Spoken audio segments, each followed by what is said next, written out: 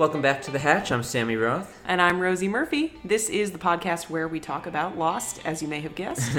This week is special. It's a Michael episode, or a Michael and Walt episode, we should say. And who are we interviewing this week? I always forget to say that at the top. I know. Yeah, we're talking to David Fury. We've had him a couple sessions with him the last few episodes. He wrote this episode, had some really interesting thoughts on why Michael's backstory looks the way it did. Let's get started.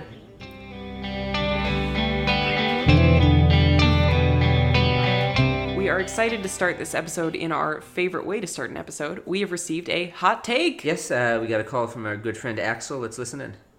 This is Axel, formerly of the Lost Mythos Theory Cast. Back in the day, you had asked for some thoughts on Michael and Walt. Well, I always did wish that they had more time, and I guess there's no way you could have stopped them from growing, right? But I wish they had more time with Walt, because as we saw later on, he turned out to be a good actor when he appeared later on in the series. That would have been awesome, and I do believe that they had other plans for him. As far as Michael goes, I want to take a contrarian opinion here, which is that I always liked Michael, and I think what he had gone through with Walt and what happened when they got to the island and him being taken, I think pushed him over the edge. And I think that I really always felt for him. And I mean, great actor. And I just thought that that was one of the storylines that I always thought was heart-wrenching. And they did a great job of showing the different aspects of being a parent, which was so much of what Lost was about, you know? Everybody's got daddy issues. Axel, thanks very much for the call. It's good to see you on Twitter, and appreciate your calling in. I agree with your take, actually, and we'll get into this, but definitely, at least I feel a lot more sympathetic towards Michael after watching this episode. I think you make a good point that when Walt gets taken, that really pushes him over the edge. I'm interested to watch season 2 with that in mind, because he definitely snaps, right? And he's willing to do things that are just beyond the pale in order to get Walt back. For sure. And also, shout out to Harold Perrineau. I agree. Good actor. Doesn't get a lot of credit. Yeah, he really is a phenomenal actor, despite I'm not crazy about the character Michael, and we'll get into that, but like he's a phenomenal actor. All right, Sammy, you liked this episode more than I expected you to. What is your hot take? Okay, hot take. I'm going to go back to my sort of normal form of hot take here, which is just who I hated the most. And I have many negative things to say about Susan Lloyd, Walt's mother, about this episode, but Brian Porter, maybe the biggest piece of shit we've seen on the show so far. He's terrible. I hate him. He's not the biggest piece of shit we've seen on the show so far. I think he's the worst. What is your hot take, Rosie? I really enjoyed the Claire's Diary subplot. Oh. Yeah.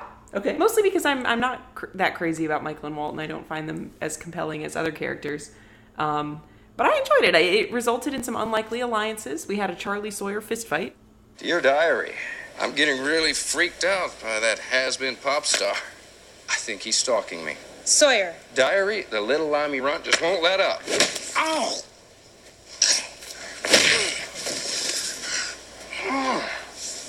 You hit like a punch.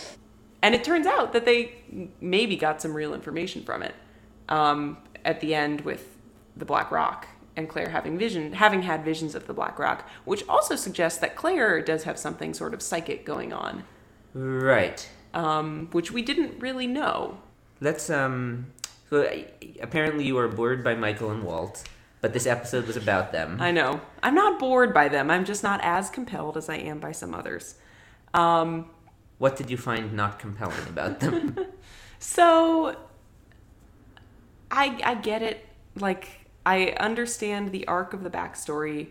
Michael's situation is tragic, really. Extremely. Yeah, generally sucks. But so the most interesting part of this episode for me was when Michael goes to Sydney and meets Walt for the first time and lies to him. Brian loves you very much. And he wants you to stay with him, but it's not his choice. It's mine. I'm your legal guardian. I think I understand why he did it. You know, he did it to protect Walt's feelings because poor Walt has been through some shit, losing his mother, and now losing the only father he's ever actually known. And that was a self-sacrificial thing on Michael's part. And generally, I don't think we see Michael do all that much self-sacrificing. So I enjoyed that scene. I thought it was complicated. I'm still sort of curious about why Michael did it. I was really impressed by that scene. Mm-hmm. I mean, I thought that after everything that had happened to Michael in this episode, and it really piles on. Yeah, I mean, it does. every new flashback scene, it's like another horrible thing that, is happening to him. Yeah. And so at that point, and especially after, he's so angry with Brian, and rightfully so, you think like, gee, he has every right to... wouldn't even be throwing Brian under the bus. It would be giving him what he deserves. Right. And it would maybe even give him himself a leg up with Walt to, sort of immediately sour the feelings that he has about this other guy. But so I was just very touched that he chooses not to do that, and he chooses to do what's in Walt's best interest here, clearly, which is to not, mess up the one good parental relationship he still has in his mind. I did enjoy that he stole Brian's dog. Yes, me too. Me too. That was fun. But I thought that was very mature and very surprising. And even more than that, I was impressed that Michael made the choice to go and be Walt's father to begin with. He sort of does realize at that point, he says it. He says, I'm not his father. I haven't been in his life for 8 years. I mean, for all the shit that he's been through, he recognizes that him going back into Walt's life, as much as he wanted that for so many years, is not what is best for Walt at this point. Right. But then he also realizes, it's his only option. It's his only option because this guy is clearly terrible. So I think you're right in that Michael knows he doesn't have the experience, or, I don't want to say he doesn't have what it takes, but that's what's in my head. So he doesn't have what it takes to be a good father, at least at this juncture. Mm-hmm. And on the island, of course, extremely stressful place to be, but he still has a temper, and he still reacts really quickly to things that, to me, just seemed like Walt being a weird kid. He does. Not the John Locke stuff, that's separate, but when there's a scene where Walt is reading his comic book and Michael wants him to come and help build the raft, and Walt just kind of ignores him, and Michael orders him, get up, you're helping me. And I kind of felt like just let him be a kid. Just let him. I understand that this is extremely stressful, and this is still a brand new relationship, and you want to bond with him. But I just wanted him to let Walt be a kid. But no, you're right. And later he. But again, he has no experience. Right, and later he burns the comic book. Right, which I guess this all stems from he doesn't know how to be a father. Right. Not that I do, but well, but that's why I felt so sympathetic for him, because the whole point of this flashback is all he wants is, as you said, to be a father. And he tries so hard, and there's some stuff that we aren't shown in this flashback, right? So one thing that I'm left wondering about is, when Susan is sort of implying that he hasn't been trying very hard to pursue his passion as an artist, and that he's been out of work in construction. And, we don't really see what the problems with their relationship are, and we don't really see if she's right or not about him. And we can talk about. I'd be curious what your thoughts are. But regardless of that, I do think that the overarching point here is, at every turn, the only reason that Michael wasn't able to be a dad and to be a good dad and to learn that is because Susan just consistently blocked him out of Walt's life. That's my takeaway from this. I was sympathetic to it. Necessarily agree with that. I think based on the very little that we get about their relationship, I think she was ambitious and he wasn't. And she wanted to pursue what clearly was a high-level career in international law, and he was sort of a starving artist. And I imagine it's very hard for two people who have such different goals to stay together and have a life together. And I don't begrudge her that. It feels to me like Michael is being led along by her a lot here. Where, clearly you're right. She is much more ambitious than him. He probably should, recognize that her life is taking somewhere different than he's going with his life. But when she first says, let's take a break, she immediately comes at him with, let's take a break. Oh, and I'm taking Walt with me. And she's already actually made this decision without him. Oh, and if you try to argue, the courts are going to rule in my favor. It seemed very cold to me and unforgiving. And, she's implied that, he's still going to be in part of Walt's life. And then the next time we see them, it's, she comes in with, I'm going to pay your medical bills. Oh, and this other guy's going to adopt Walt. And all this time, Michael's been writing letters, he's been making drawings, he's been doing his, everything he can, but it just seems that every decision along the way is her decision to further cut Walt out of, him out of Walt's life. And that's how I, interpreted and saw this episode, and I was very disturbed by that, and I felt really bad for Michael. I think you're seeing malice in her actions where I only see self-interest. Like, I actually sort of sympathize with Susan, and I think I understand why she made the decisions that she made. And I think when she took the job and didn't tell Michael until after the fact, and just told them they were on a break when she knew deep down that it wasn't going to happen, I got the impression that she did all that because she didn't want to hurt Michael. Like, and it's easier to say those things than it is to say, I don't want you to be my kid's father. Yeah. Because, you're not the person I want to be with. Like, that's a very hard thing to say. I thought she was just trying to protect Michael in whatever way she could. You're probably right about that. That's fair. I guess I don't really mean that I think she's malicious and trying to, hurt him for the sake of hurting him. But you're right. The individual decisions from her perspective make sense. That doesn't make the hurt any less real for Michael. No. And I do think But I don't think we should blame her for this whole thing. Yeah, blame is tricky. From Michael's perspective, this has obviously not been fair to him at all. I mean, I would say. You made the comment of, she doesn't want Michael to be the father of her child. Well, he is the father of her child. It sucks for Michael, and I agree, but, like, I couldn't drum up, like, maybe just because of everything we know about Michael throughout the context of the show. I struggle. What else do we know about him? Well, we know about his future. Yes. I struggle to sympathize. But maybe that will change. Okay, we can talk about Locke. That's fine. No, Locke I think a good Locke is character way more also. interesting in this episode. Another person he's trying to take under his wing, a young sort of like lost boy, who is in this case literally a boy and has no direction because he's 10, not because he's rich and now on an island or because he's in heroin withdrawal. And Walt is the only one of Locke's proteges who impresses him, I think. I mean, he's able to throw the knife at the tree, and he's able to sort of match wits with Locke. You just threw Boone under the bus so hard. I'm sorry. Yeah. No, I agree with Locke does not you. respect Boone, and he doesn't respect Charlie, even though that plotline's kind of over. No. He respects Walt, and he recognizes that there's something special about Walt. And then, when Michael asks him to... Your father doesn't want us spending time together. He's not the boss of me. But he's your father. And he cares about you, and you need to show him respect. I don't know what motivates Locke to do that, because we haven't seen him show a lot of deference to other people's wishes. But he does, and I think we have to respect him for that.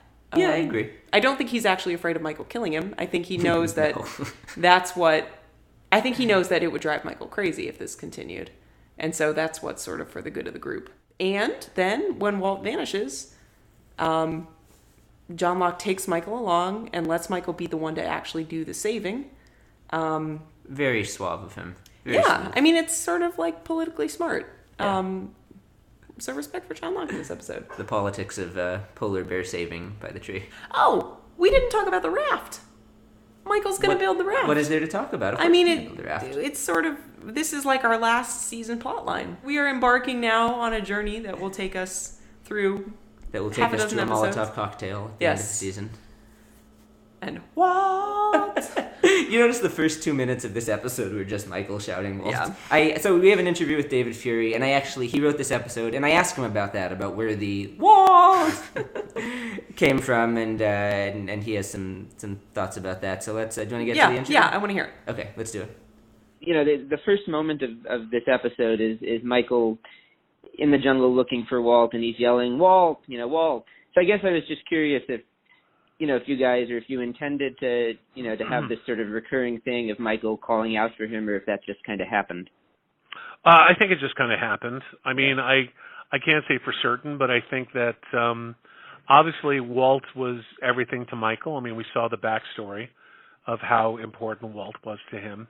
how responsible he felt for him, and it was just a natural thing. I mean, I don't know if it was meant to in any way homage special, as much as that would be the thing that Michael would be thinking of first if he was being taken away from his son. That's who we'd be calling for. So, with regards to Michael's backstory, then I rewatched the episode this weekend, and I was really struck because watching up until the episode special, I mean, just to be blunt, Michael seems like a pretty shitty father. He's not doing a very good job with Walt on the island, and it was driving me a little bit nuts. But then you get to his backstory, and I guess I'm hoping you can talk a little bit about how you broke that story and decided to go in that direction with Michael's backstory, and whether, to what extent you think that does or doesn't kind of redeem how he's acting as a father on the island. I think any information we learn about any of the characters in their past life gives them, I think it humanizes them. I think that, when you look at just a surface character you don't really know, or even in life, when you look at somebody you don't really know, and they seem to be coldly treating their child coldly, or not interested, and there's so much we don't know about people. There's so much we don't know about where they came from, and I think that's part of what the show was. It was always trying to find those little surprises. I mean, certainly we did it with Walkabout. I mean, that was a huge surprise about Locke. But the thing with Michael and Walt, and seeing how did it come to this? Why is he like this with Walt? And how hurt and broken was he? And he was literally, struck by a bus, I personally feel that I think it redeems Michael a lot. I think we're all flawed people. Nobody's perfect. We'd like to think we're all the best possible people we can be, the best parents, the best children, whatever. But there's always circumstances that lead us to somehow what we are. And I think Michael ultimately was a very loving character to Walt. He'd been so his heart had been broken too many times by his wife, and his body was broken, and he felt so distant. He was angry. He was angry at the situation, not so much angry at Walt, but it would come out as him being angry at Walt. So I'd like to think, as far as breaking the story, that was something that I did specifically with JJ. I went off with JJ, and the two of us broke that story. I don't remember how much. We had very little notion to go on from Damon, but we managed to break that, and that's where we landed. We really wanted to tell a story that would at least make Michael more of a three-dimensional character.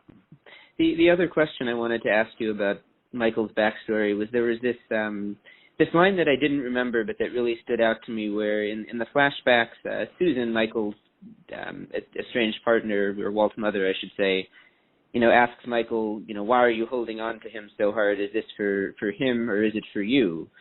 And I hadn't thought about that before, and whether Michael was being selfless, trying to stay in his son's life, or whether it was actually selfish. And I'm just curious what your answer would have been to that question. I think it's always a bit of both. Personally, for me, I think that I feel like I would die for my kids, but and the question becomes, would you kill for your kids? And for who Michael, are you doing the it for? answer is yes. Yes, ultimately. But more importantly, I think that I think that if we're really honest, there's always a little bit of selfishness in it. There's always a little bit of, it might be, I want the kids for me. I want the kids. I'm not bringing them into existence for their own sake. I'm bringing them in for my sake. And that's not something that I consciously believe, but it's something I have to own up to. Maybe somewhere in there that there is a selfishness in there. I love my kids more than anything, but part of it's because they make me so happy, and it's about, is it about making me happy, or is it about making them happy? So there's always a little bit of both in it.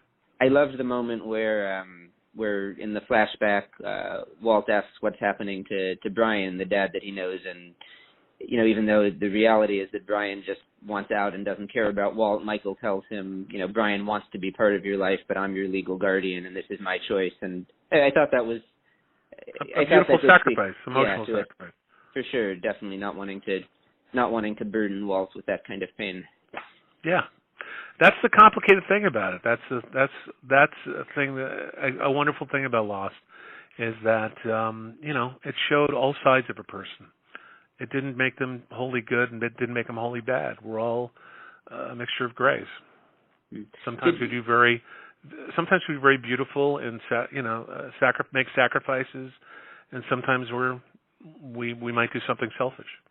I will say that one of the things I was just a little disappointed with in Lost long term was that there was not a ton of that sort of deep development of Walt's character in the end. He sort of, after he gets off the island, you don't see or hear a lot from him. And I was just wondering if you, you remember if you had any sort of plan or idea of where you wanted to go with Walt that, that would have been interesting.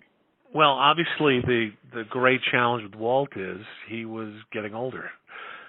He was growing rapidly. He was reaching maturity, which didn't fit the timeline of the show. The biggest reason that he got off the island was because he wasn't remaining young. Damn it, he didn't stop aging. And you can't suddenly have a 27-year-old Walt on the island when we're playing that it's taking place over 2 years or what have you. So, or even a year. And then suddenly we have Walt growing at an accelerated rate. To be perfectly honest with you, no, I wasn't able to give any, in the first season, I wasn't able to give much thought to Walt's resolution, like what we were going to do what would be the best way to take him out.